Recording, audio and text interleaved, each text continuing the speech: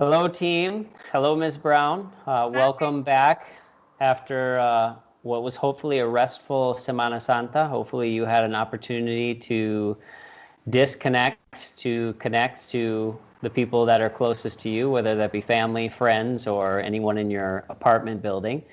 But welcome back. We're excited to move on to week number 4 of online learning. So quick reminders for week 4.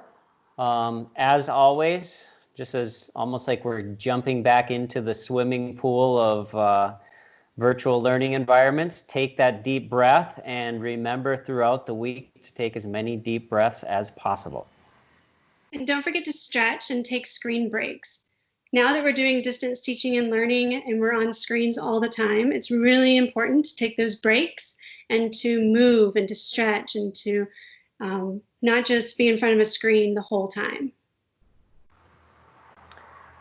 And to remind you to be patient, have patience and grace with each other. I think we've been doing a very good job of this, just sort of managing this whole new experience with patience and grace. And also to have that same patience and grace with our students. This is new for them, so there's a lot of things they don't know how to do or what to do, and so we're figuring out what we need to show them in this process. And have patience with yourselves. And I say that for the administrative team as well. We have to be patient with ourselves as, again, we're learning, we're figuring things out, we're ideating and iterating as we go through this process. And with patience and grace, remember flexibility and adaptability. As we continue through week 4 of distance teaching and learning, we will need to be flexible and adapt our teaching and our learning styles to this digital platform, which I know that we all can do.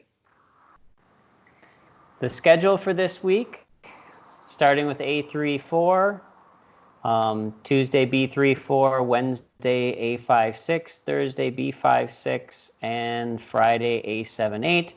Reminder, flex time is the opportunity to call in students or students to reach out to you. And we have advisory on Tuesday as previously scheduled. This week's schedule, just a few special activities that are going to be taking place. On Tuesday, we are going to have our first full faculty meeting with this new online learning model. We tested this once when we were on campus, but we're going to be doing this for the first time off campus. And we're going to use this as an opportunity to share some of the professional practices that we're seeing taking place in the classroom. We've been getting a lot of feedback, and one of the things that we're seeing is we have a number of students who are having a hard time maintaining their level of engagement throughout the day and throughout lessons.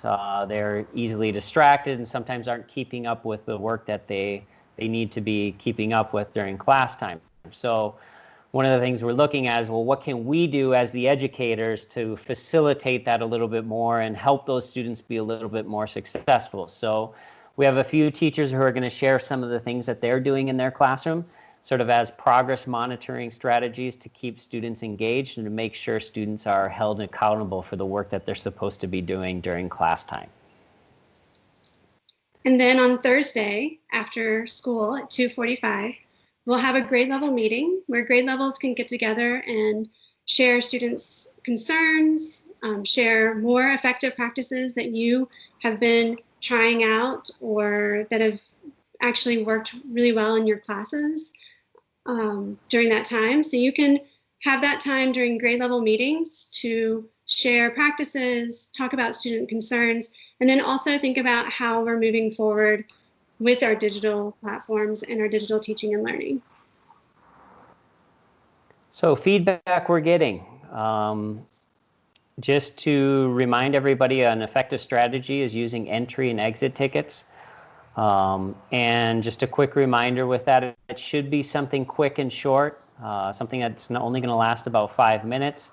Try to make it too long. Since we only have 60-minute lessons, you really got to sort of get the most bang for your buck with those entry and exit tickets, but it's a good way to get students engaged into the learning activity and a sort of a quick little reflection at the end for you to measure how much students are retaining and what they're able to learn and do.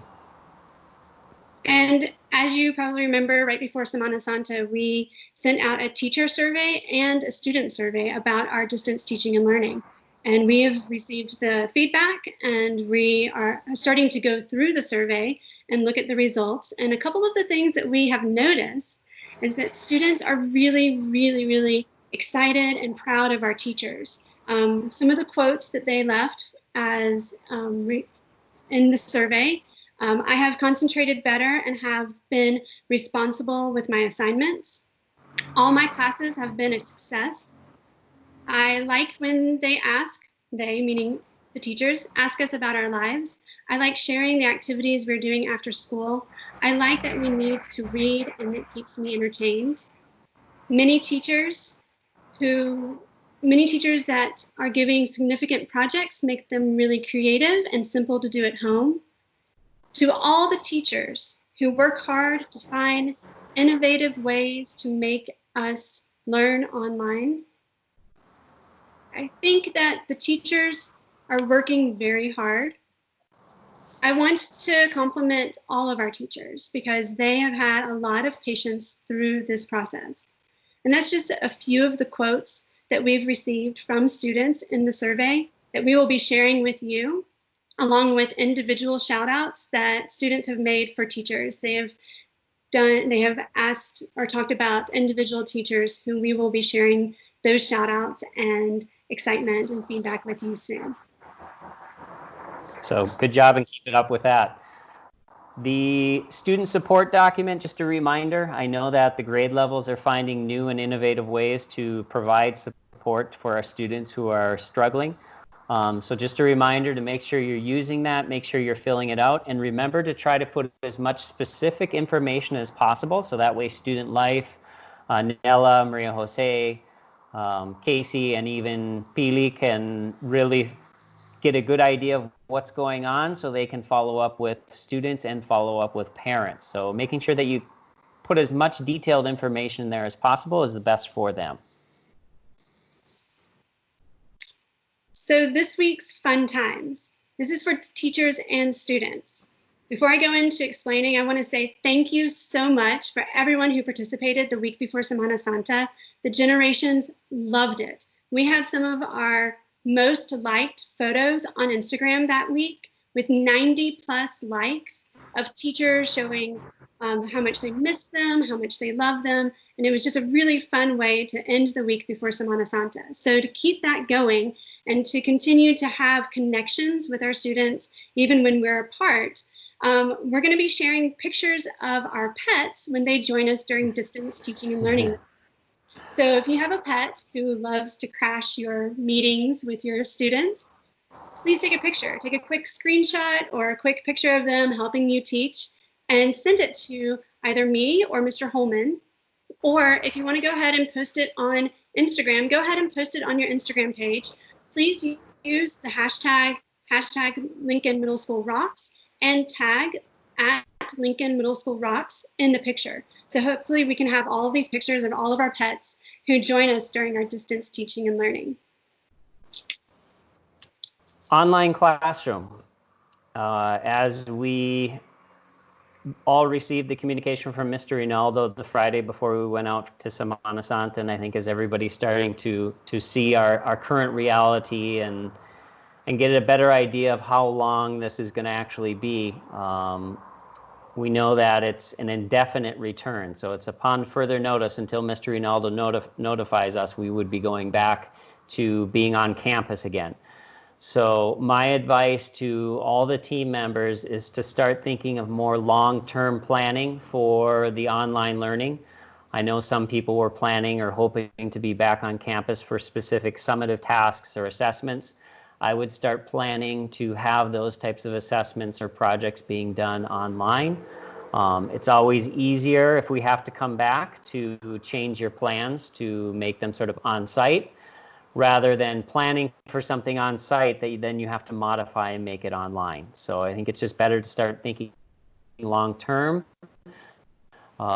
moving towards the second half of the semester is having planning, being prepared for online learning. And along with that, making sure that when we are teaching our classes that we're still referencing the MYP criteria, the strands, how students will be assessed summatively and formatively in our lessons. So in our day-to-day lessons, making sure that we're still using that terminology and helping students know how they're going to be assessed. Also, when you are creating your online assessments, make sure that you use a task sheet that you give to students at least a week or two before the summative assessment so they know how they're going to be assessed and which criterion and strands they will be assessed on.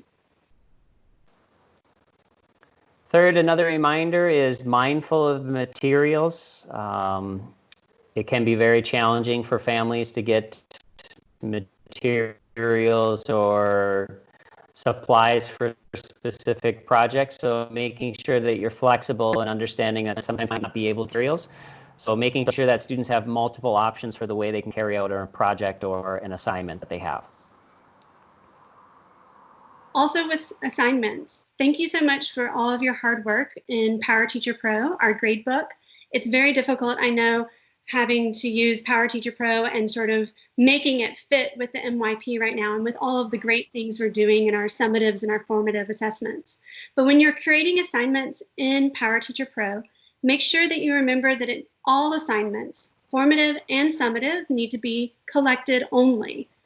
We do not do anything out of points. It's collected only.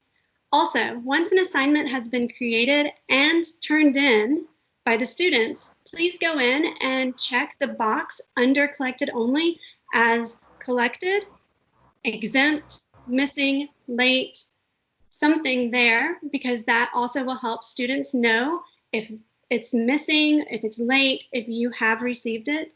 And it will also help parents know who check PowerSchool Learning to know where, how they're doing and how the students are handling with their assignments.